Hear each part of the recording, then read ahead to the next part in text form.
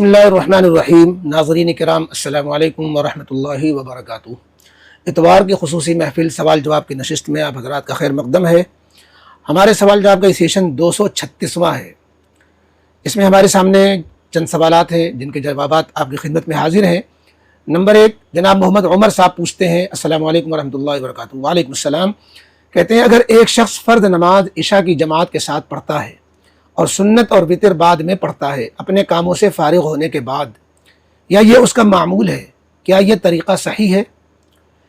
جواب یہ ہے کہ جماعت کے ساتھ عشاء پڑھ لینے کے بعد سنت و وتر کو فوراً پڑھنے یا تاخیر سے پڑھنے میں اختیار ہے، اور تاخیر سے پڑھنے میں بھی کوئی گناہ نہیں، بشرطے کہ فوت نہ ہو، فوت ہونے کا اندیشہ ہو تو فوراً پڑھ لینا چاہیے۔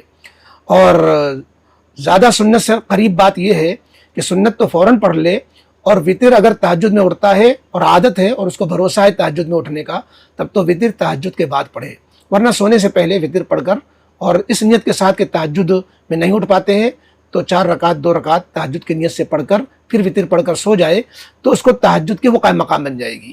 اس لیے اس میں کوئی حرج نہیں ہے، معمول بنائے یا معمول نہ بنائے، کسی وجہ سے تاخیر سے پڑھے اور جماعت فرض کی جو ہے عشاء کی وہ جماعت سے پڑھ لے تو اس میں کوئی حرج کی بات نہیں ہے، ایسا کر سکتے ہیں۔ اگلا سوال ہے رباب حسین۔ انہوں نے ایک ویڈیو کا لنک بھیجا اور پوچھا ہے، اس لنک میں ہاشمی اشرفی میاں کے بیٹے ہیں، کون ہیں وہ یہ کہہ رہے ہیں کہ سید فاسق بھی ہو تو بھی جو ہے جنت میں جائے گا اور وہ جہنم کی آگ اس کو نہیں لگے گی، اور پتہ نہیں کیا کیا مبالغہ آمیز باتیں اس میں ہیں، ہم اس پوری ویڈیو کو نہیں سنوا سکتے۔ تو اس کے ویڈیو کی روشنی میں انہوں نے چند سوالات پوچھے ہیں۔ کہتے ہیں مفتی صاحب حضرت کیا یہ عقیدہ، یہ بیان، یہ احکام شریعت کے مطابق ہیں؟ پھر ان کے جو احکام اور جو عقیدے پوچھے ہیں وہ یہ، نمبر 1، کیا سادات یعنی سید جہنم میں نہیں جائیں گے؟ اور حقیقی یعنی نسبی اور مجازی یعنی محض لقب والے سید پر کیا حکم ہوگا؟ دوسرے، کیا اگر کوئی برے عقیدے والا سید ہو تب بھی اس کا احترام ضروری ہے؟ اگر وہ ہاتھ پڑھتا ہو، غیب کا علم بتاتا ہو، علم جفر، علم فلکیات، علم نجوم وغیرہ سکھاتا ہو، کچھ علماء کہتے ہیں کہ جو حقیقتاً سید ہو اسے اللہ عز و جل جہنم میں نہیں بھیجے گا۔ حضرت سیدہ فاطمہ زہرا رضی اللہ تعالی عنہا کی نسبت اور رسول اللہ صلی اللہ علیہ وسلم کی مناسبت کی وجہ سے ان کے گناہ معاف کر دیے جائیں گے۔ آگے ان کا اور بھی سوال ہے، لیکن سید کے تعلق سے جنہوں نے ویڈیو بھیج کر کے جو سوالات قائم کیے ہیں اس کا جواب یہ ہے کہ اللہ رب العزت کے ہاں نسب نہیں دیکھا جاتا بلکہ ایمان و عمل دیکھا جاتا ہے۔ جیسے نوح علیہ السلام کا بیٹا، جب نوح علیہ السلام نے کہا میرا بیٹا ڈوب رہا اللہ، تو اللہ تعالیٰ نے فرمایا وہ بیٹا تیرا کب ہے؟ نسب کا بیٹا ہے لیکن ایمان کی نسبت تو نہیں ہے نا، لہذا جب ایمان کی نسبت نہیں تو بھول جاؤ اس کو۔ ابراہیم علیہ السلام کے والد باپ نبی کے والد ہیں، لیکن کیا نبی ہونے سے کی نسبت سے کچھ فائدہ ہوگا؟ نبی کریم علیہ السلام کے چچا ابو طالب ایمان نہیں لائے، حدیث پاک میں آتا ہے وہ جہنم میں جائیں گے۔ تو اس لیے محض سید ہونا نجات کے لیے کافی نہیں، اور سید غیر سید کے احکام، ایمان، عمل صالح، نجات، اللہ کے ضابطے کے اصول سب کے لیے برابر ہیں۔ حضرت فاطمہ رضی اللہ تعالی عنہ سے نبی کریم علیہ السلام نے فرمایا کہ یہ نہ سمجھنا بیٹی کہ میں حضور کی بیٹی ہوں، اللہ تعالیٰ کے ہاں جو ہے میزان ایسے وقت میں میدان محشر میں اور اسی طریقے سے میزان عمل میں، اسی طریقے سے حساب کتاب کے وقت، یہ اللہ رب العزت کے ہاں ہر ایک کے اپنے اپنے ایمان، اپنے اپنے عمل کی پوچھ ہوگی۔ ہاں، جس طریقے سے اللہ تبارک و تعالیٰ اپنے نبی کریم علیہ الصلوۃ والسلام کو شفاعت کا حق دیں گے اور اللہ کے نبی علیہ الصلوۃ والسلام گنہگار مومنوں کی سفارش فرمائیں گے، تو اس میں سید بھی شامل ہے۔ سید ہونا یقیناً بڑے فخر کی چیز ہے، غیر اختیاری فضیلت ہے۔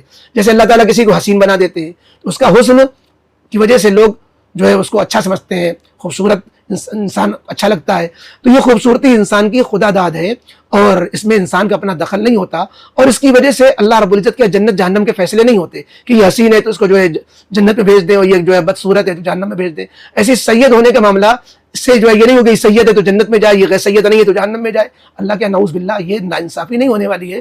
ہاں، سید ہونا غیر اختیاری ایک فضیلت ہے کہ وہ نبی کریم علیہ الصلوۃ والسلام کی نسل سے ہے، سیدنا فاطمہ رضی اللہ تعالیٰ عنہ کی اولادوں میں شامل ہے، حضرت حسن حضرت حسین سے اس کا سلسلہ جڑ رہا ہے، تو یہ ایسی فضیلت ہے جو انسان کے اپنے اختیار کی نہیں، خدا داد ہے۔ اگر کسی کو یہ فضیلت حاصل ہوتی ہے تو اس کی کچھ خصوصیات ہوتی ہیں، اس کے اخلاق اچھے ہوتے ہیں، اس کے اندر کمال ہوتا ہے، وہ سخی ہوتا ہے، لیکن اس کا یہ مطلب نہیں کہ اللہ تعالیٰ کے ہاں میں سید ہونے کی وجہ سے بخشش بھی ہو جائے گی، ایسا نہیں ہے۔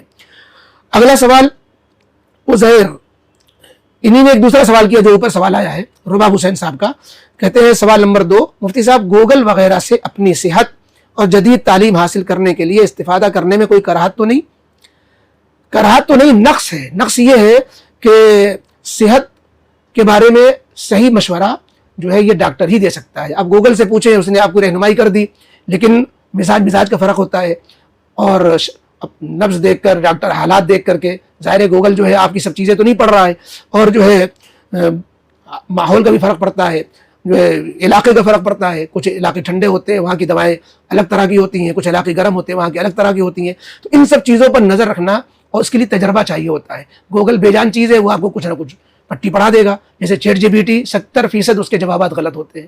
اسی طریقے سے جدید تعلیم حاصل کرنے کے لیے بھی آپ جو ہے آن لائن سے استفادہ کر سکتے ہیں، کہ آپ کلاس لے سکتے ہیں، آن لائن تعلیم سے پڑھ سکتے ہیں، لیکن جو ہے محض اسی پر قناعت کر لینا گوگل پر، اور گوگلس کی ہی معلومات کو اپنی ساری بنیاد بنانا، اپنی معلومات کی بنیاد بنانا، اسی پہ منحصر ہو جانا، یہ بالکل کہیں سے صحیح نہیں ہے.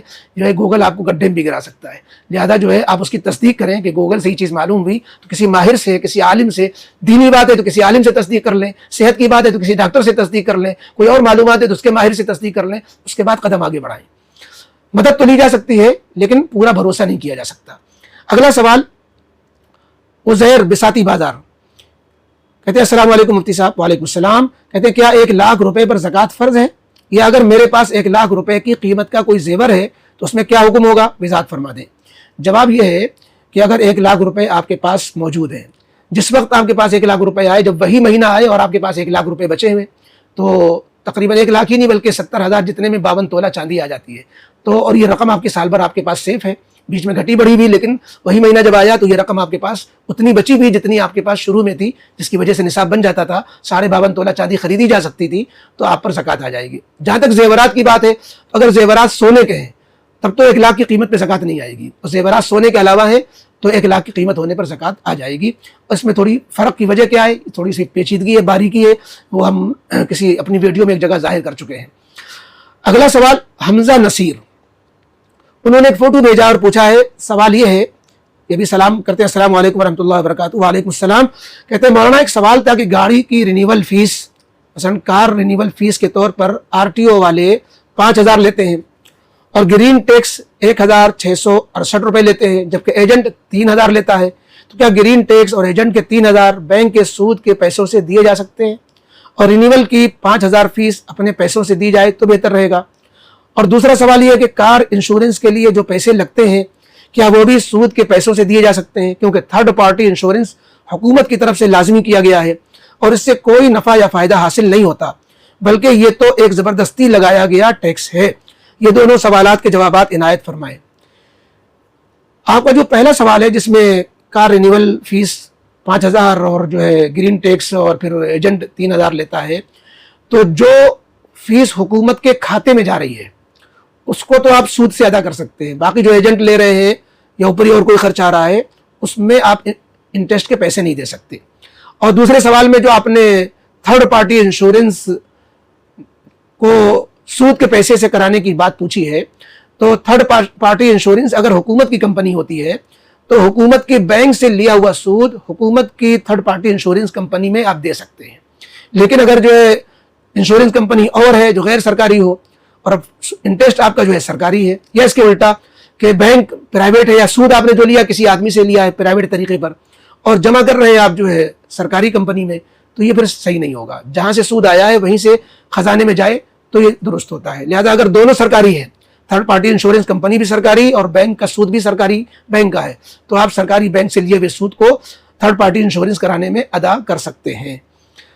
اگلا سوال محمد سہیل گوال ٹولی کانپور، کہتے ہیں السلام علیکم. وعلیکم السلام ورحمۃ اللہ. میں روزانہ عشاء کی وتر کی نماز کے بعد صلاۃ الشکر پڑھتا ہوں لیکن نفل نماز نہیں پڑھتا، تو کیا یہ طریقہ صحیح ہے یا نفل نماز پڑھنا بھی ضروری ہے؟ بھائی سب سے اچھا تو یہ ہے کہ نفل نماز ہی پڑھے، آخر میں صلاۃ الشکر بھی پڑھے، اور نفل نماز چھوڑ کے صلاۃ الشکر پڑھے تو نفل نماز تو یوں بھی ضروری نہیں ہوتی ہے، تو آپ کو اختیار ہے نفل نماز نہ پڑھے، اس کی جگہ صلاۃ الشکر پڑھ لیں. اور یہ بھی آپ کر سکتے ہیں کہ صلاۃ الشکر جب پڑھے تو اس میں صلاۃ الشکر بھی چونکہ نفل ہے، کیونکہ وہ بھی کوئی واجبی نماز تو ہوتی نہیں صلاۃ الشکر، اور نفل نماز جو آپ چھوڑ رہے ہیں وہ بھی نفل ہے، تو 2 نفل میں 2 तरह की नफिलों की नियत कर लें कि मैं ये सलातुल शुक्र पढ़ रहा हूँ और ये इसी को मैं 2 रकात जो नफिल मेरे बाद में जो पढ़ी जाती है मैं वो भी पढ़ रहा हूँ, और इसी में और नियत कर लीजिए मैं सलातुल तौबा भी पढ़ रहा हूँ। तो वही 2 रकात में कई नियतें जो उसी लाइन की हो, यानी नफिलीन नमाज की लाइन की जो इतनी भी नियतें हैं, सलातुल शुक्र, सलातुल तौबा, सलातुल हाजा, ये सब आप 2 ही रकात में नियत करके पढ़ सकते हैं। और बेहतर तो ये कि सब अलग अलग पढ़े, वक्त कम है तो आपको इख्तियार है सलातुल शुक्र अकेले पढ़े या जो है नफिल नमाज पढ़े। अगला सवाल उबैद कहते हैं अस्सलाम वालेकुम। वालेकुम सलाम व रहमतुल्लाह। मुफ्ती साहब, हम गौर करते हैं कि जब किसी मोहल्ले में किसी का इंतकाल होता है तो फिर उस मोहल्ले में मुसलसल कई दिनों तक जनाजे उठने लगते हैं, रोजाना किसी न किसी की मिट्टी उठ रही होती है और ऐसा महसूस होता है जैसे मौत का सिलसिला एक के बाद एक जारी है। लेकिन कभी ऐसा भी होता है कि महीनों तक पूरा मोहल्ला सलामत रहता है, किसी का इंतकाल नहीं होता। तो क्या इस बारे में कुरान हदीस में कोई इशारा या वजाहत मौजूद है? क्या ये कहा जा सकता है कि मलकुल मौत अलैहिस्सलाम को किसी खास मोहल्ले या इलाके का ज़िम्मा या कॉन्ट्रैक्ट दे दिया जाता है कि अब इस जगह से रूहें कब्ज़ करनी है? ऐसा हरगिज़ नहीं है कि कॉन्ट्रैक्ट दिया जाता है जो है किसी मोहल्ले इलाके पे उन्हें मुसल्लत कर दिया जाता है। अल्लाह रब्बुल इज़्ज़त ने हर इंसान, मोमिन मुसलमान तो क्या, हर जानदार, हर मुसलमान, हर इंसान, हर जानदार, हैवान और जो भी जानदार चीज़ें, सब के लिए अल्लाह रब्बुल इज़्ज़त की तरफ से हर एक मौत का वक्त मुकर्रर है।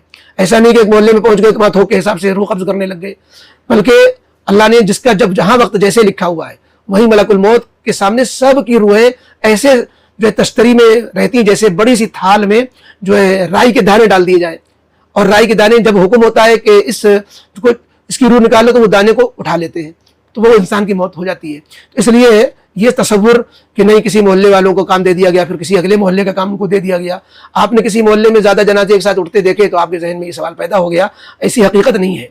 अगला सवाल अब्दुल मलिक साहब कहते हैं, मुफ्ती साहब, हमारे शहर में जब जलसे या दीनी प्रोग्राम मुनक़िद होते हैं तो उनके इश्तिहारात और पोस्टर दीवारों पर चस्पा किए जाते हैं। प्रोग्राम से पहले तो ये पोस्टर बड़े एहतमाम के साथ लगाए जाते हैं, लेकिन जब प्रोग्राम ख़त्म हो जाता है और तारीख गुजर जाती है तो वही पोस्टर आहिस्ता आहिस्ता दीवारों से उतर कर नीचे गिरने लगते हैं और अक्सर नालियों या गंदगी में चले जाते हैं। इन पोस्टरों पर उम्मन अल्लाह, रसूल सल्लल्लाहु अलैहि वसल्लम, मोहम्मद, अहमद जैसे बाबरकत नाम लिखे होते हैं।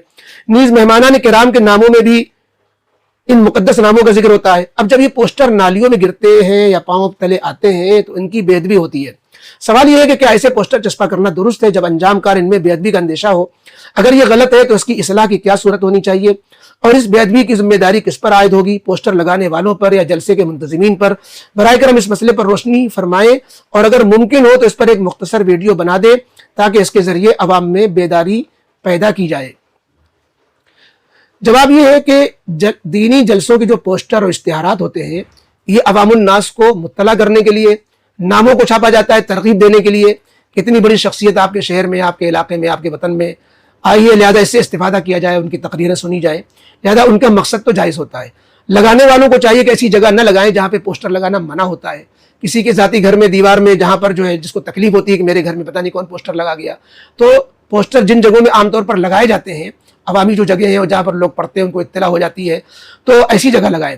और पोस्टर का वक्त जब निकल जाता है तो उसको फाड़ कर नीचे न फेंके। कोई फाड़ रहा है तो उसकी जिम्मेदारी बनती है कि फिर ज़मीन में न डाले, उनको ऐसी जगह डाले जहाँ पर काबिल एहतराम रद्दी कागज़, जैसे कुरान पाक, हदीस पाक के जो बोसीदा कागज़ हो जाते हैं जो पढ़ने के लायक नहीं रहते हैं, उनको एक जगह एहतराम से रख दिया जाता है। जब कुछ मिकदार में जमा हो जाते हैं तो उनको दरिया में डाल देते हैं या कब्र में जो कुछ गड्ढा खोद करके उसमें वहाँ जाके दफन कर देते हैं, या कहीं कुआं पाया जाता है तो उस कुएं में डाल देते हैं।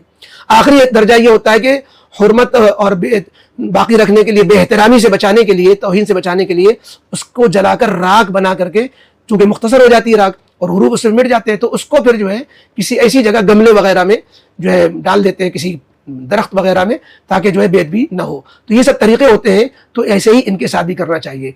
ये नहीं है कि जो लोग जो है फाड़ के नीचे फेंक दे रहे हैं तो हम पोस्टर ही ना छापें। यही मसला तो जो है शादी के कार्ड वगैरह का भी होता है, उसमें भी जो है इस तरह की चीज़ें होती हैं। लिहाजा जहाँ कहीं इस तरह का या तो कैंची से उतने अल्फाज काट दिया करें और उसको जो है काबिल एहतराम रद्दी में डाल दिया, बाकी जो है जला दिया, फेंक दिया, तो कोई हर्ज नहीं होगी। बहरहाल ये थे आपके सवालात और जवाबात जो मुकम्मल हुए। एक सवाल अलबत्ता बाद में आया, वो भी हम जिक्र करते रह गया। कहते हैं मोहम्मद रिजवान साहब भागलपुरी, अस्सलाम वालेकुम रहमतुल्लाहि व बरकातहू। वालेकुम सलाम। कहते हैं मुफ्ती साहब, एक मसला दरपेश है। एक शख्स मुंबई में इंतकाल कर गया और वहाँ लोगों ने तजहीज़ व तकफीन करके नमाज जनाजा भी अदा कर ली और बाद में मैयत को अपने गाँव ले आए और वहाँ भी दोबारा नमाज जनाजा अदा की गई, तो क्या 2 मरतबा किसी मैयत का जनाजा पढ़ना दुरुस्त है? जवाब यह है کہ جہاں انتقال ہوا تھا ممبئی میں، وہاں جن لوگوں نے نماز جنازہ پڑھی ہے، اگر اس میں میت کا ولی سے مراد ہے میت کا باپ ہے، اگر باپ نہیں، باپ کا انتقال ہوا ہے تو میت کا بیٹا ہے، بالغ بیٹا، اگر انہوں نے بھی نماز جنازہ پڑھ لی ہے بمبئی میں، تو اب دوبارہ نماز جنازہ وطن پہ پڑھنا درست نہیں ہے، مکروہ ہے۔ لیکن انہوں نے نہیں پڑھی، دوسروں نے پڑھ لی جو وہاں کے رہنے والے تھے ممبئی کے، اور بیٹا یا باپ وہ اپنے وطن میں بھاگلپور میں جہاں جنازہ لایا گیا، تو اب جب جنازہ وہاں لایا گیا تو ولی نے چونکہ نہیں پڑھی، اور وہاں جو نماز جنازہ پڑھی گئی ولی کی اجازت سے نہیں پڑھی گئی، تو ولی کا اصل میں حق ہوتا ہے نماز جنازہ پڑھوانے کا، لہذا ولی نماز جنازہ دوبارہ پڑھوا سکتا ہے یا پڑھا سکتا ہے۔ یہ جواب ہے۔ بہرحال یہ تھے آج آپ کے سوالات جوابات، ہمیں اجازت دیجیے، انشاءاللہ پھر ملاقات ہوگی۔ السلام علیکم ورحمۃ اللہ وبرکاتہ۔